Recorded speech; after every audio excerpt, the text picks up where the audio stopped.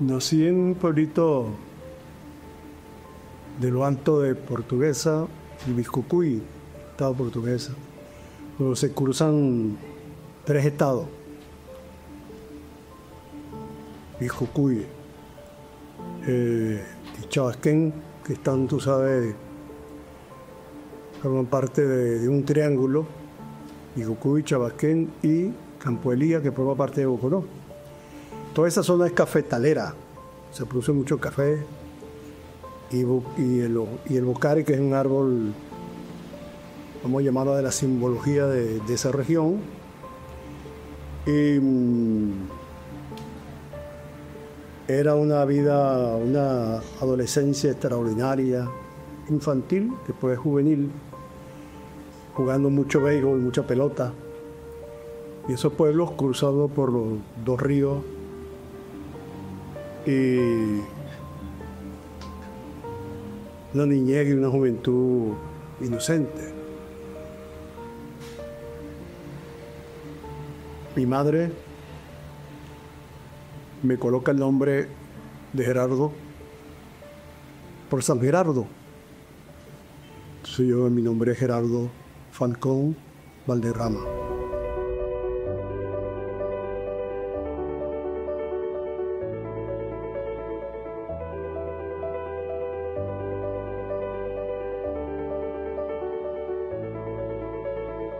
Mi mamá fue la primera costurera, la primera sastre, porque ella no cosía para mujeres, sino para hombres, el famoso liquiliqui. Y era la que se mandaba con su cinta métrica, vamos a llamar así, y ella misma hacía su molde y cosía esos grandes, los liquiliqui. La sastre de la comarca, porque siempre andábamos viajando de un lado para otro, de un sitio para otro, y entonces como especie de nómadas extraordinaria. Y ahí aprendí mucho de ella, de ser lo que era con propia identidad. Y estando pues enamorado y jugando béisbol, decido venirme a Caracas. Ya había estudiado parte del bachillerato y me vengo solo con una maletica para Caracas. Y llego aquí a la ciudad, a un barrio para mucha gente bastante, vamos a llamarlo, creo, fuerte, ¿no? Pero muy hermoso, porque eran dos realidades, dos cosas antagónicas completamente para alguien. El barrio de la ciudad, el 1 de Mayo, y allí aprendí cosas muy buenas, muy importantes, porque uno venía con un objetivo. Y cruzaba todo el 1 de Mayo y me metía por el barrio Los Sin Techo. Cruzaba todo eso para llegar a Los Castaños, que mi tío estaba construyendo una casa. Aprendí a hacer el cemento para poder construir la casa. Y así hicimos. Y me inscribí en la Escuela de Arte Plástica y Arte Aplicada de Caracas, Cristóbal Rojas.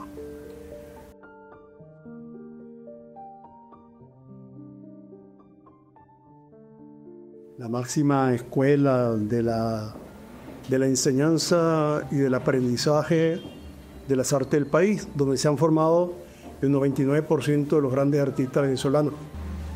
Yo egreso de la escuela en el año 1970 y realizo mi primera exposición individual en la Galería Bacho Capriles, de una exposición de dibujo. Pero antes de esa exposición de dibujo, participo, como siendo alumno de la escuela, participo en el Salón Arturo Michelena en Valencia.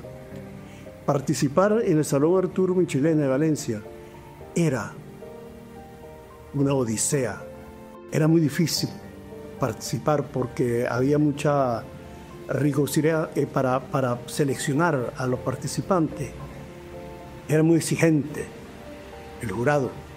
Y yo, siendo todavía estudiante en la escuela, fui seleccionado en el 1969.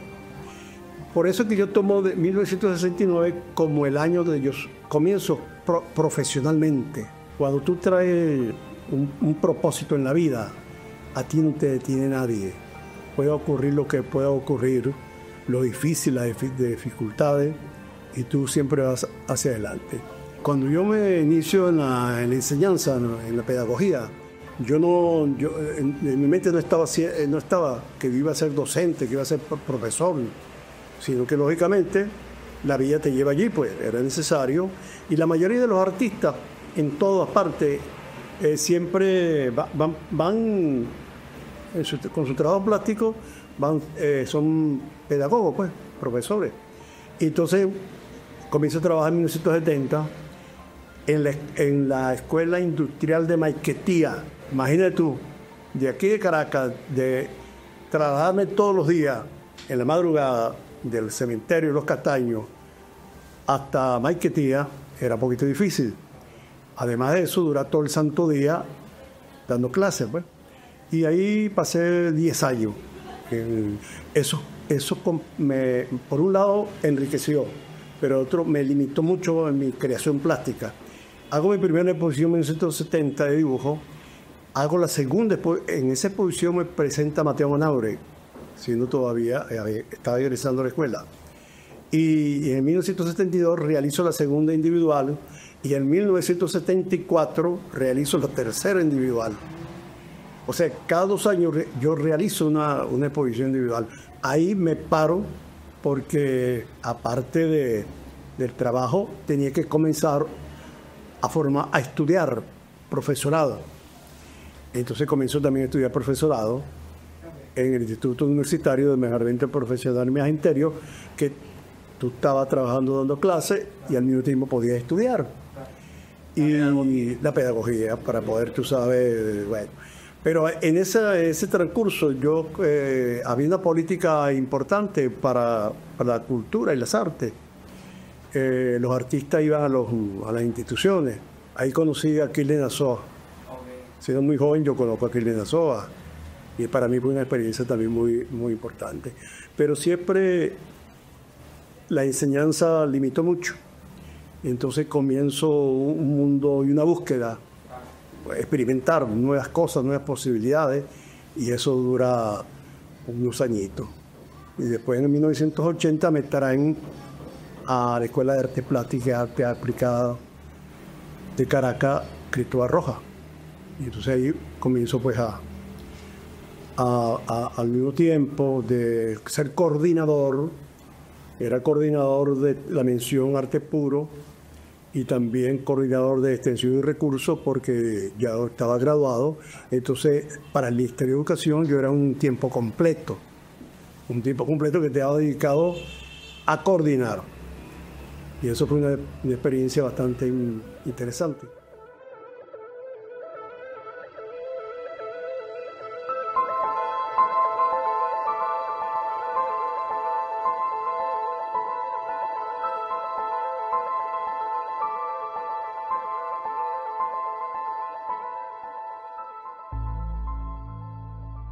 El arte es una necesidad, es una vocación, es como si cuando tú te enamoras de algo, pero en este caso es una necesidad tan fisiológica que la pintura representa como algo vivo, es como algo que te reclama para tú seguir trabajando. En el arte, en la pintura, como en todas las cosas de la vida, no se puede tener ni miedo ni temor. Cuando usted tiene miedo y temor, usted nunca avanza. Nietzsche decía eso: el miedo y el temor producen debilidad. Entonces usted siempre tiene que estar con la búsqueda, pero no una búsqueda loca, sino una búsqueda de donde tú sepas qué es lo que estás haciendo. Entonces, bueno, yo comencé haciendo dibujos embrogenarios que tenían que ver mucho con la metafísica, bueno, un mundo dentro del lo físico, como el órgano. Pues. Siempre me ha acompañado la espiritualidad y la imaginación. Yo le doy mucha importancia a la potencialidad del ser humano de imaginar, porque la pintura lo permite. En este caso, la pintura, porque soy pintor, es la oportunidad que tú tienes de imaginar sobre la imaginación.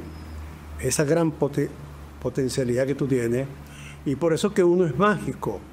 Yo, por ejemplo, me considero en el contexto del realismo mágico. La pintura tiene una gran virtud, es picaresca, como se llama, coqueta, picaresca, porque la pintura te dice que hay una realidad, te produce una realidad, y esa realidad que produce la pintura se cree que es una realidad. Ella hace su propia realidad, pero es una realidad material, es la realidad de la creación, de la realidad del dibujo, del tema, del lenguaje, de lo que el significado de la imagen que tú quieres, que estás plasmando allí. Entonces tú formas eso. La creatividad, dijo alguien, es intransferible, es como el parir. La mujer, por eso que la mujer es grande, porque parir es intransferible.